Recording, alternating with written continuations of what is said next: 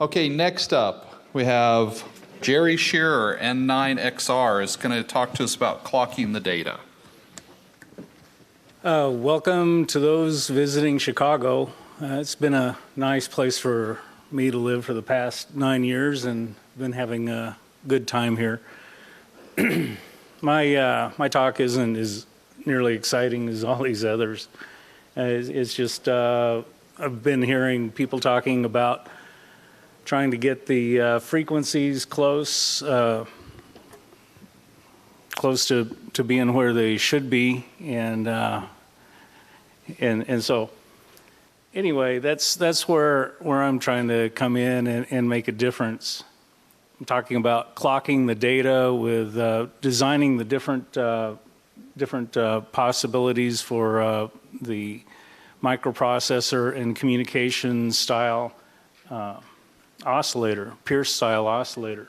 I also have a graph here showing the kind of performance that you can typically see with a crystal on a network analyzer on the far side, and a rough schematic of a crystal. The Pierce oscillator design is stage of a transistor or an inverter. It's something that shifts the signal 180 degrees. Well, we'd like to be able to have a full 360 degree shift throughout the oscillator. So what we have is the inversion of the other 180 degrees in the crystal load. The crystal itself will resonate at the desired frequency, and also there's other associated resistors involved with it. The inverter needs some kind of a biasing resistor. This is typically like a 1 megohm resistor across the inverter to bring the operation of the inverter into an analog state. Sometimes this resistor is found inside the IC, and an external one is not necessary. Sometimes this has to be added. Then there's the damping resistor. The damping resistor is the resistor that will help dampen the operation at the higher frequencies, and we'll go over that in a little bit. The capacitors are the load capacitances. They're usually matched to the same values, 8 picofarads, 12 picofarads, somewhere along those lines, maybe 22 picofarads. Those help shift the phase so that a full 360 degree phase shift is found throughout the oscillator. And we'll go over the overtone operation here pretty soon. The crystal has a series capacitance, a motional capacitance. Motional capacitance is in series with the motional inductance. This is our tank network that tunes to the particular frequency that we want to operate at. When those two are tuned, then the only thing left in this leg is the motional resistance that's found. We like to see the motional resistance usually to be as low as possible. So when ordering crystals and looking for crystals, try to find something as small as possible for the equivalent series resistance, or the motional resistance, as it may be called. The C0 is associated with the plating of the crystal, and that's the capacitance that forms the plates across that crystal.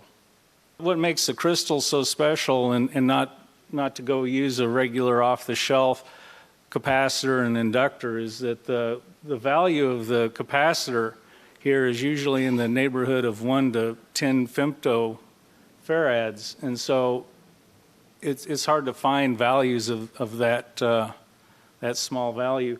Then the inductors, in a lot of cases, that are found are around 10 millihenries instead of microhenries. So here we can talk about the overtones of the crystal. I've drawn out the schematic of what the of a broader view of what the crystal looks like, and actually there's multiple tuned circuits inside this crystal. The crystal then has the fundamental tuned circuit, and then the third overtone, fifth overtone, and seventh overtone, and so on.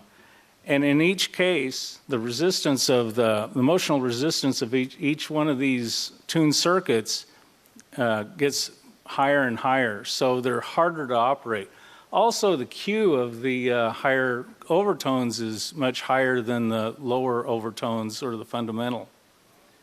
And so you can come up with a very high Q circuit with a higher overtone if that's what you so choose.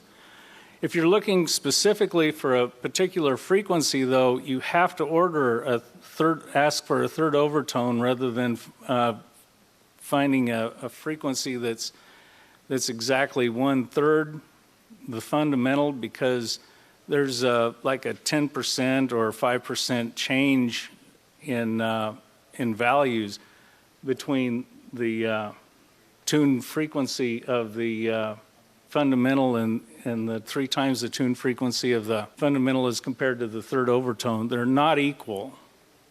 If you want an overtone, you have to order for an overtone, or you'll get a wrong frequency. This is kind of a tabular form showing what happens when loads are changed. If we take the capacitance of the C1 and C2 loads and go from a light load to a heavier load, we can see the negative resistance goes lower as we approach a heavier load. Oscillation margin will go down, and we'll go into that in a minute. The frequency goes down, and the load value of the capacitance will pretty much follow. It'll continue to go up. There, you can look at it with respect to the load plus the C0 or the load without the C0. And you can also see the frequency, how it progresses along. And in this case, you can see if we're just looking at the frequency, the 12 picofarad load in this particular instance gets us closest to the nominal frequency that we're desiring. We can also see, as opposed to the negative resistance dropping off, the power will increase with a heavier load, which makes sense. The heavier something gets loaded, then the more power is going to be drawn. Typically, we like to keep crystals, a lot of these smaller crystals, at under 100 microwatts of power dissipation. So that's something to definitely look at in the designs. For most hams, to measure power dissipation in a crystal is going to be difficult, so it'll pretty much have to be calculated and looked at specifications from the IC manufacturers and use that with the data from the crystal. When loading the crystal, there's several things also to look at. We have to look at not only the load values of the capacitances that are there, but also there's stray capacitances on the PC board and stray capacitances within the IC that have to be looked at. Those can either be measured or calculated. The negative resistance is kind of a way to test.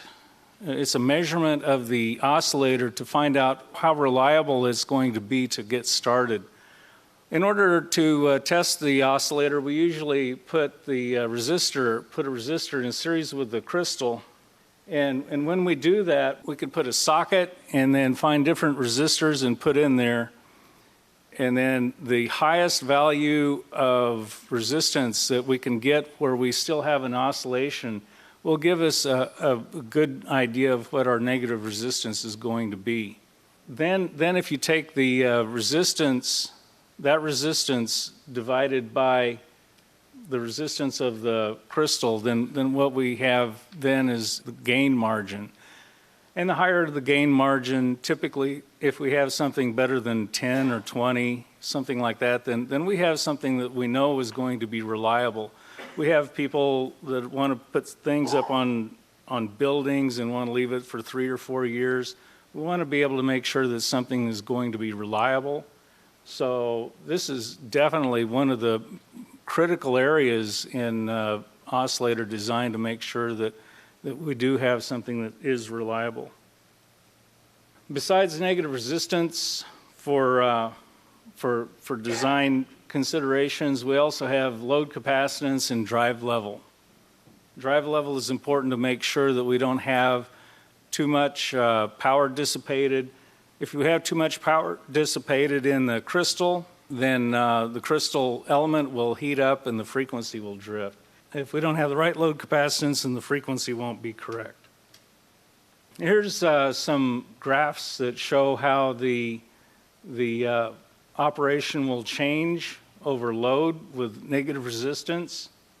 Also, if we have a oscillator designed without the damping resistor, then we might have a situation here where we have lots of gain on the overtone mode. And if we put a damping resistor in, then we can almost kill the gain at the overtone frequency and at the same time have more than enough gain at the fundamental mode. And that's very important for making sure that the microprocessor doesn't come up in the overtone mode undesirably. We can also view how the negative resistance operates over temperature. We can look at how it operates over frequency with varying levels of gain, with varying levels of load. This one here represents the load versus the values. It's a very linear, kind of makes sense. The more capacitance that you put on the load, then that equals out to the load capacitance.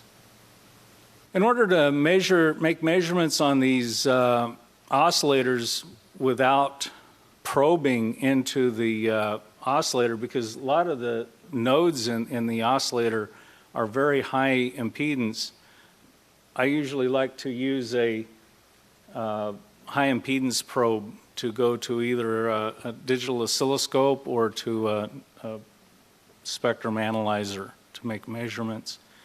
And then the oscillator isn't disturbed.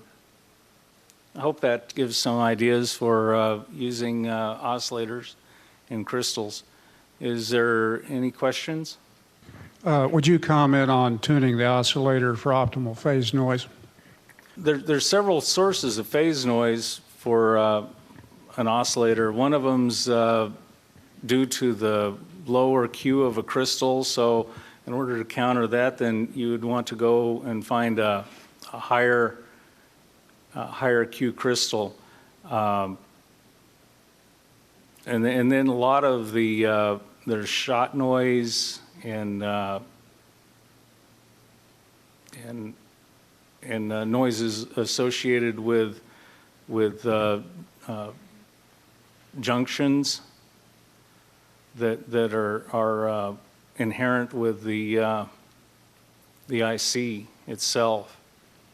There's not a lot of tweaking that can be done with a regular Pierce circuit to lower phase noise. If you could get into and build your own, like a Colpitts oscillator, there's some real good circuits it used to be some circuits in the handbook, ARRL handbook, that used some method of transforming the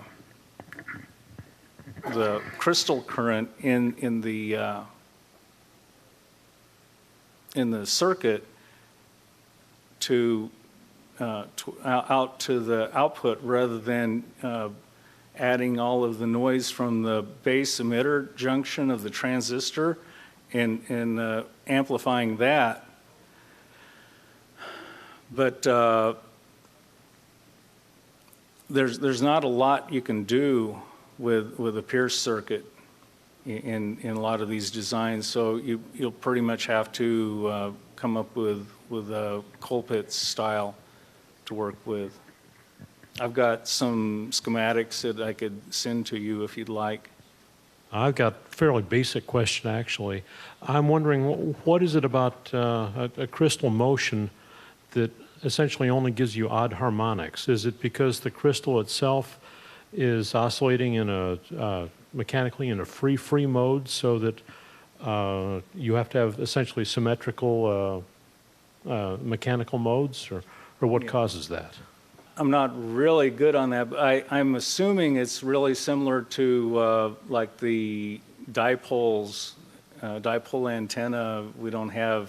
We've got half-wave dipoles and such. It resonates at these different frequencies rather than other modes of operation. Why they're there is due to the piezoelectric effect and how the mechanical to electrical transformation takes place, and how those waves will resonate on that particular thickness, crystal thickness. Maybe a slightly different question then. When the crystal itself is oscillating, is the thickness changing, or is it actually warping? There are different modes of operation. There's a shear mode that takes place where the crystal will actually shear back and forth, and that's the most common one nowadays. It's the AT cut mode, and it's a shear mode that comes back and forth. There's other flexure modes that move in and out with some of the flexure type cuts, but those usually end up with a parabolic frequency to temperature to frequency conversion. The AT cut mode is very special because it's a cubic curve, and if you start out at negative 40 degrees and come up negative 40 Celsius and come up to 25 degrees, then you'll have a curve to this point, and then there's a point of inflection, and then it'll curve and then go back up again.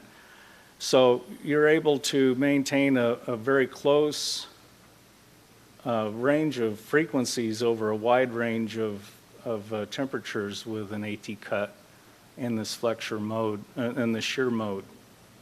Typically, how far can you pull one of these? The higher Q crystals you can't pull very far, but a lot of the lower Q crystals that are out on the market now are pullable to plus or minus 100 parts per million. Well, thank you very much, Jerry. Okay, thank you, Steve.